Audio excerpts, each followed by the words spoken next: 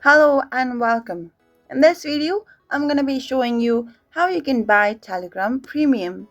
Well, Telegram in its standard version does offer features such as unlimited cloud storage, file sharing for files of any type, up to 2 GB in size each, large groups and channels, voice calls and video calls, support for multiple devices and accounts, lots of stickers, bots and custom bots created with the bot API. But if you are not quite happy with the default or standard features and want more for exploration or by your need, such as faster download speed, file sharing for up to 4 GB in size each, voice to text conversion, premium stickers and unique reactions, among others, you might consider subscribing to Telegram Premium.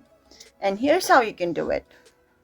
Just launch your Telegram app, and once you're logged in, just click on this hamburger menu at the top left corner and go to settings. Here, if you scroll down, there is Telegram Premium as an option. So let's select it. So here are your options: annually or monthly subscription. So here are the features that comes with the individual selection of yours, and click on subscribe for $5 per month.